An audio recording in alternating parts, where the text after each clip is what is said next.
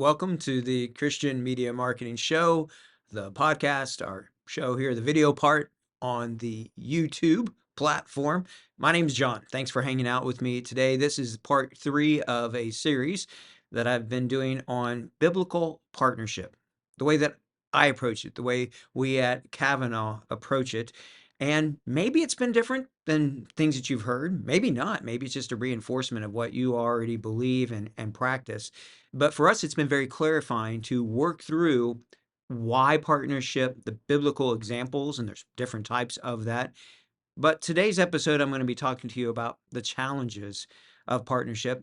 And then I'm going to wrap it all up today with what I believe are some of the essential elements of partnership. So I hope it's a blessing to you. With everything that we do, that's our desire. We don't want to duplicate. We want to look to where there are gaps and we want to lean into that. We want to enable field teams to be able to do what they went to the field to do, to tell people about Jesus, to evangelize and disciple. And regardless if it's T for T at Four Fields or DMM or whatever else, or we really don't care what it is, the methodology that you're using. We do care of the theology and the philosophy and the elements behind it, that you are discipling those people that God brings to you. And so for us, we exist to serve you all. And one of the ways we do that is by providing this kind of training. We have the weekly marketing newsletter. You can go to our website at kavanaughmedia.com to sign up for that and to get that every week. These are articles and things that we have already looked through, mainly Sean. Joel helps with this and others that we think would be relevant to what you are doing out there, and things that it's just good to know sometimes. For example, one of the things that I heard today is just the reduction in audience size that's happening in Europe because of the option to opt out of ads if you pay a certain amount.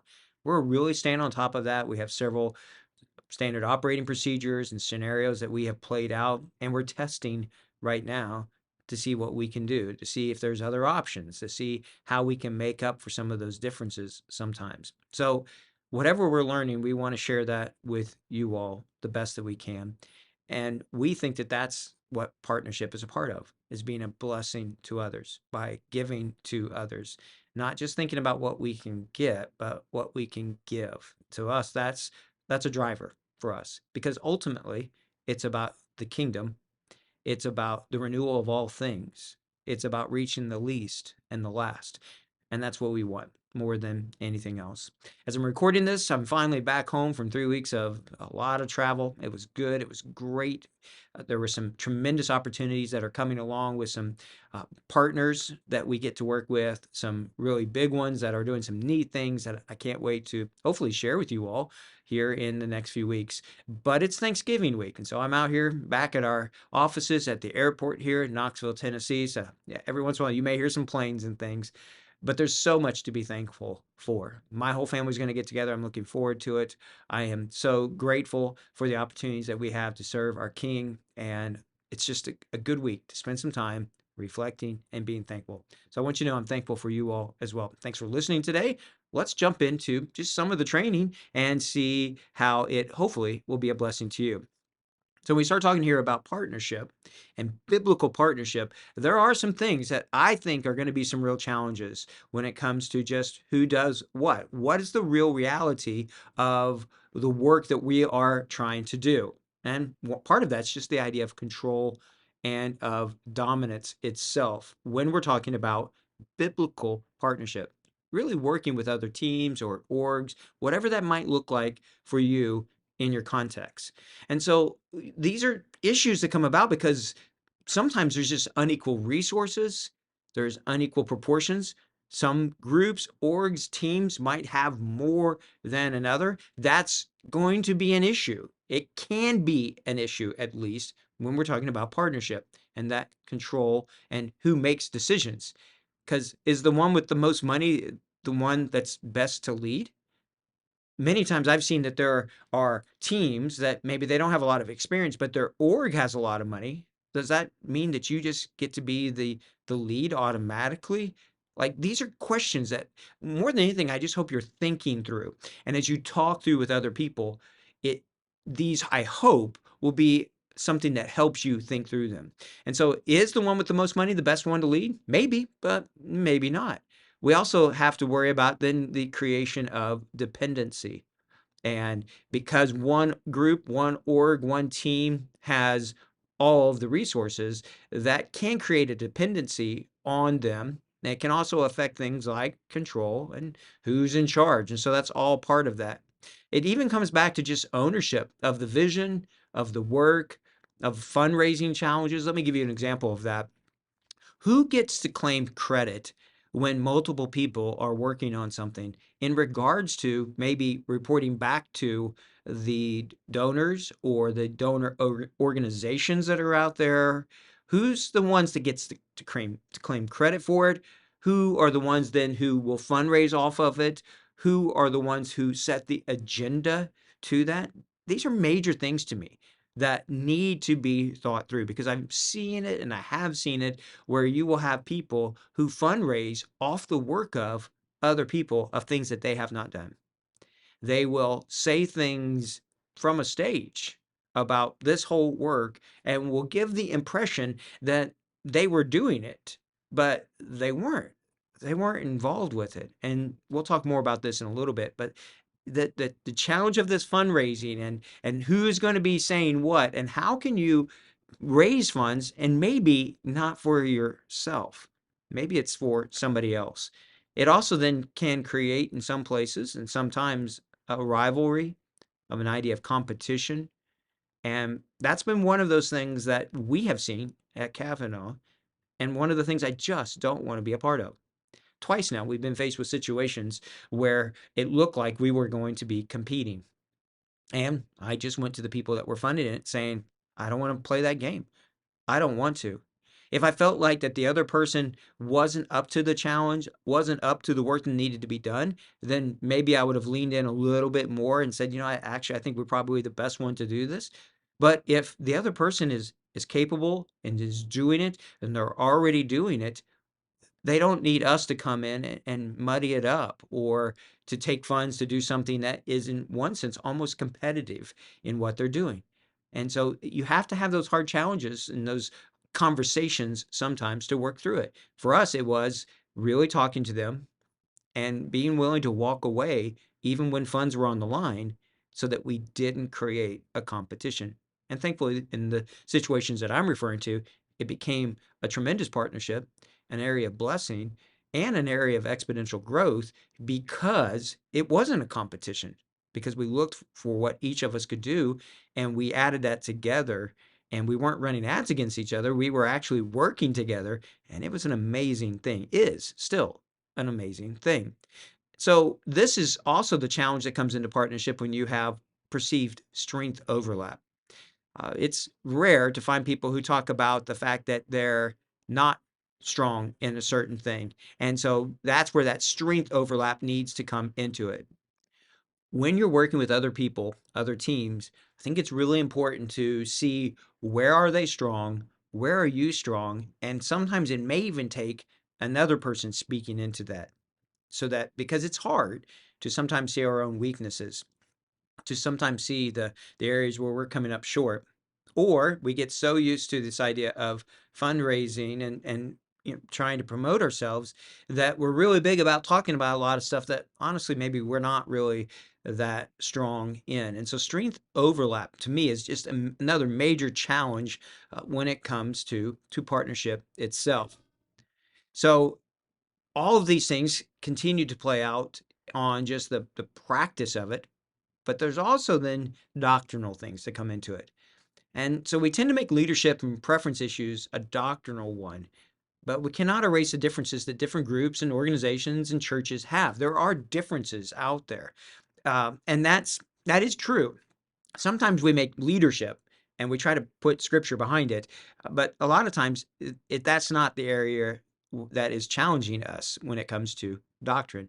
Sin itself is really the challenge, and that's what sin is. It's divisive. It is what gets in there and creates that wedge that really stops what we're doing. I'll share more about that here in just a minute. I've always liked this quote though that I heard. First of all, I heard it from a man named Victor Knowles, who works very much in the idea of unity among denominations and groups. And that is simply, you do not have to be my twin to be my brother. But, and I've added this part, we do need to know that we are of the same family. And so there are groups that are out there where I just don't consider them to be a part of my doctrinal family. There are some cults and different types of things that are out there. And I'm like, yeah, you could say Jesus, but no thanks. I'm not going to be putting my hand to the plow with you all to that.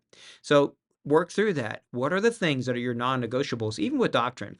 And think through those in your challenge of partnership. There's also methods, and that's another key part that comes into this. And really just the question which you need to be asking, who determines which method is biblical, which I've heard some people say, well, ours is the biblical one or whatever. But who determines that? And who's going to be the one that determines which method you're going to use? It's really important as a team or as an organization or a collaboration or partnership to be thinking through the methods that you do. And when you get words like, oh, this is biblical or this is pure or whatever, that makes me pause. Because I'm pretty sure that a lot of the things that are really in fashion right now are great. They're kingdom building, but they're no more biblical than one person sharing to another person and discipling them. And maybe it was a different method in one sense of what they're doing, but I just don't see some of those same things listed in scripture. And ultimately, for us at least, that's the determinant of what God has shared and of what method. He's leaving a lot of this up to us to figure out methods that we want to use in a location, but the core concept and the message itself cannot change. So, can a godly goal bringing global glory to the creator use multiple methods? And I think the answer to that is yes. And that's where I want to see partnership, is where we can work together, even when we have different methodologies, maybe even when we're different denominations. What an awesome thing when we can practice that John 17 unity and find ways to work together. But one of the biggest ultimate challenges of partnership is pride. C.S. Lewis says this. He says, according to Christian teachers, the essential vice, the utmost evil, is pride. Unchastity, anger, greed, drunkenness, and all that are mere flea bites in comparison. He says it was through pride that the devil became the devil, and pride leads to every other vice. It is the complete anti-God state of mind. I think a lot of times we don't partner well because there is deep-seated pride that we need to repent of and to work through. And to say that we don't have that, well, I'm not so sure that that's the truth. We probably all have to fight that. Probably all want to sit there and be going, well, I really wish somebody would say this, or we could do this, or I wish I was recognized for this, or whatever else. It's there. It's crouching, it's sin. It's wanting to pounce upon us all. And so we got to be aware of it, and we need to be addressing it. So does our ministry have to be better than everyone else's? Is this a zero-sum game, and your org or your team or your ministry have to be number one? Does everybody have to try to be number one? Or is there a different thing? Can we be okay with not being number one? Maybe just asking the question, what is success itself? When we show that faithfulness is a condition of success, not the fruitfulness, when we understand that it's the Lord that causes the increase, but He gives each of us different gifts and abilities, and we want to be faithful to all of that. Maybe that becomes part of our definition of success. What role does power and decision making play in this? And this is one where I would love to see that there's almost like the idea of term limits, that not that different people can have different opportunities to be able to lead out, if so desired and if equipped and skilled in those areas, so that there's not this concentration of power always within one person, one group, one org, or just even the decision making coming back to just one.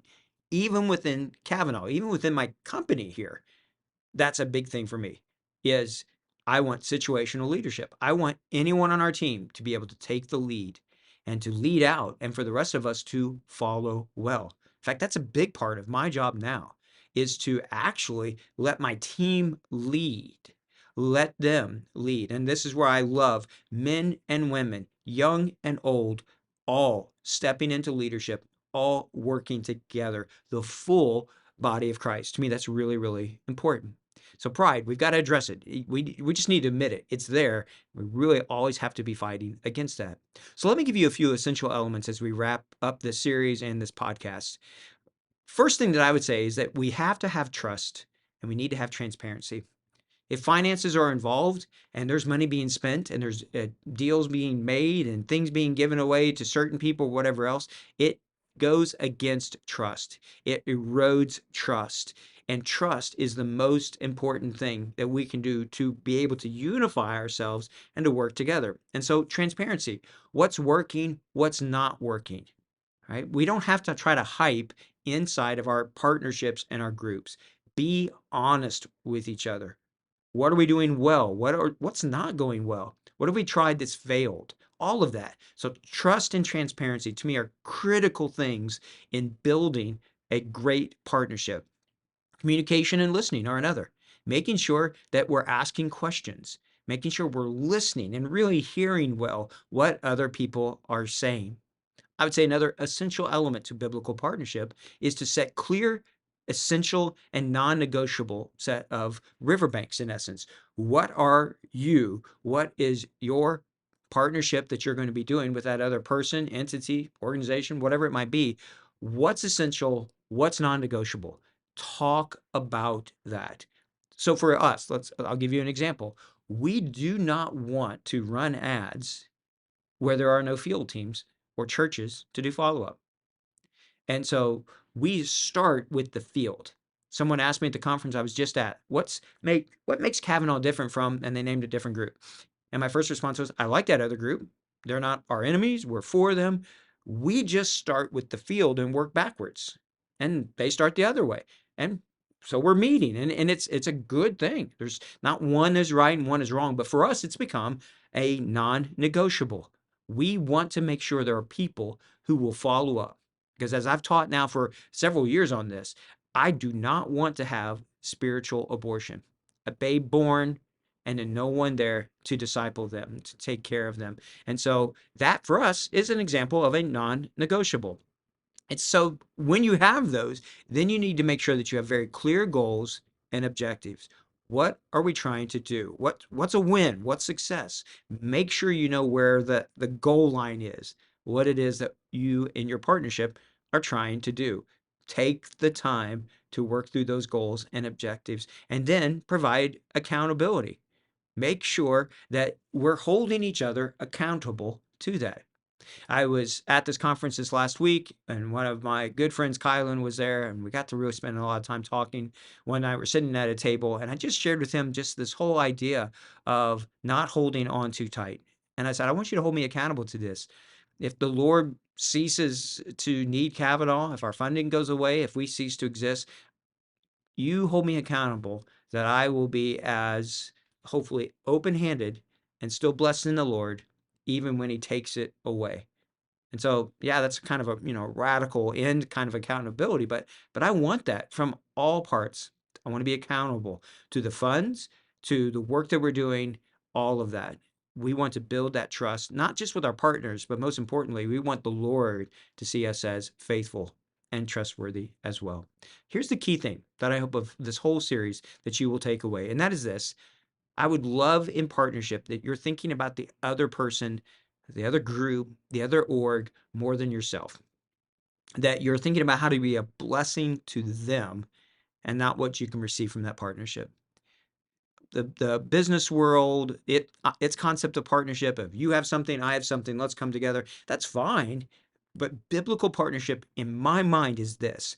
The people that I get to partner with, I'm trying, when I hear of something and I think, oh, this might be a blessing to that person, then I want to connect them. I want to talk to them. I want to see how I can be a part of bringing blessing to them, even if it is of no benefit to me, to Kavanaugh, to our team. For the people that we serve, it is my desire that we can be a blessing to them and that we can then be thinking about them and bring those elements of blessing into their lives. And so I think this is really important that you are just thinking about the other people in your partnership.